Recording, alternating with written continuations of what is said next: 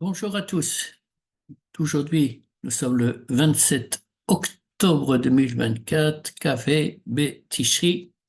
Nous avons donc lu Bereshit et je voudrais vous inviter à une réflexion sur un verset dans lequel il est écrit que Dieu nous a créés à son image. Il y a eu énormément de commentaires, de manières d'interpréter et j'ai trouvé un commentaire qui m'a beaucoup plu dans un livre que je n'ai pas encore fini, qui a été écrit par David Bannon, qui s'appelle La lecture infinie, les voies de l'interprétation midrashique, avec une préface de Emmanuel Lévinas.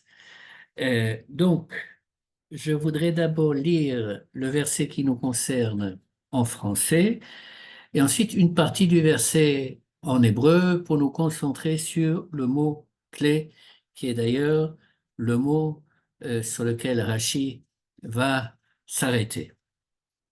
Il s'agit du verset 26 du chapitre 1 de la Genèse. Dieu dit, faisons l'homme à notre image et à notre ressemblance, et qu'il domine sur les poissons de la mer, sur les oiseaux du ciel, sur le bétail, enfin sur toute la terre et sur tous les êtres qui s'y meuvent.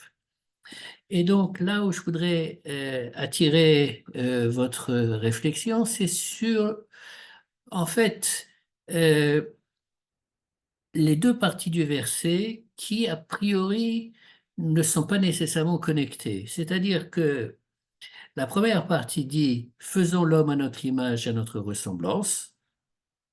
Oui. Et la deuxième partie se consacre à la domination de l'homme sur le monde végétal, le monde animal, sur notre terre. Oui. Et pourquoi?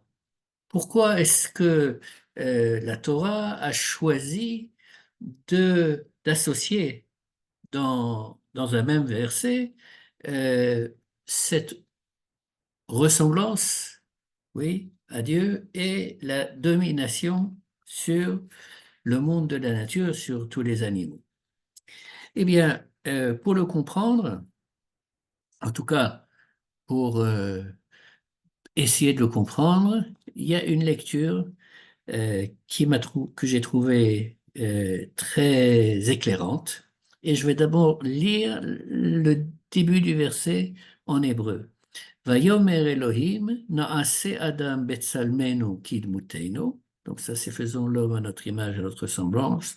Ve'yirdu bidgatayam, etc. C'est-à-dire que le mot de domination et qu'il domine est ve'yirdu. C'est la racine yud resh dalet.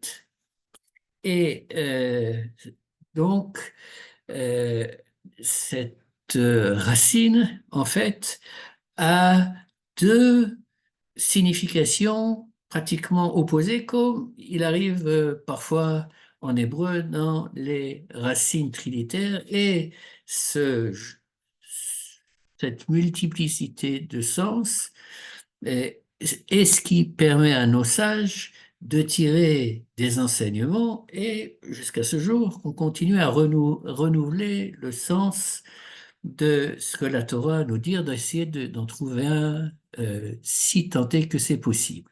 Et alors, euh, ce que Rashi cite sur ce Ve'irdu, donc sur domine,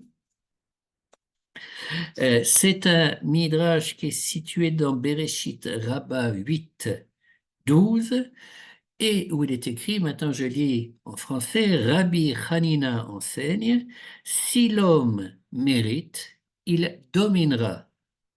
Yirdu. S'il n'a pas de mérite, il sera déchu, Yerdu, de son humanité.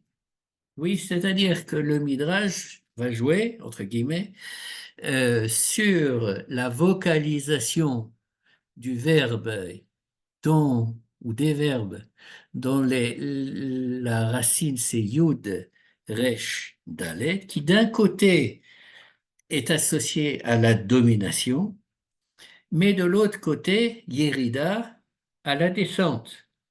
Oui, le mot qui est employé ici par Rabbi Hanina, il sera déchu de son humanité. C'est-à-dire que potentiellement, l'homme est situé et il a une âme, n'est-ce pas? Donc il a tout ce qu'il faut pour s'élever au-dessus du monde animal, mais d'un autre côté, nous avons en nous également euh, une partie de nous qui est animale, et par conséquent, elle peut, dans certains cas, nous faire tomber et nous entraîner vers le bas à un niveau qui est peut-être même plus bas que celui des animaux.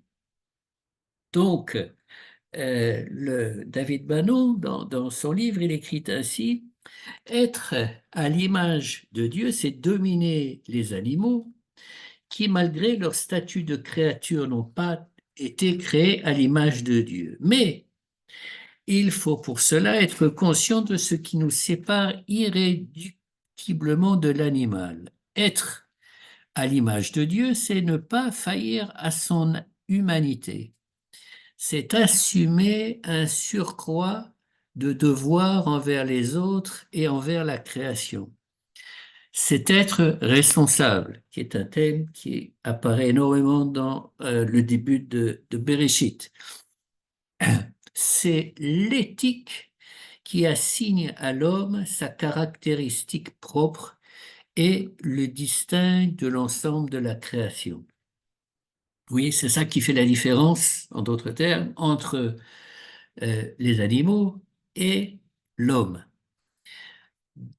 Dans la lecture juive de notre tradition, oui, c'est la seule signification que peut recevoir l'expression biblique l'homme créé à l'image de Dieu. Car sans éthique, les hommes risquent de descendre plus bas que les bêtes, devenant incapables de maîtriser leurs pulsions bestiales et se laissant ainsi dominer par la dimension animale constitutive de leur être.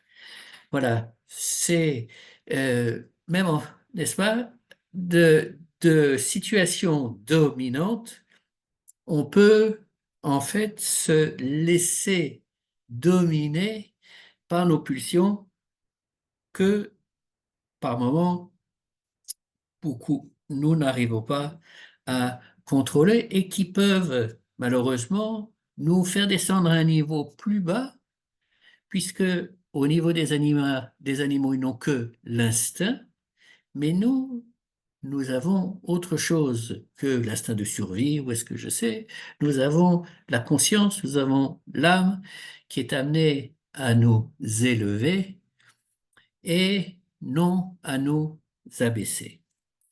Voilà, Shavua Tov.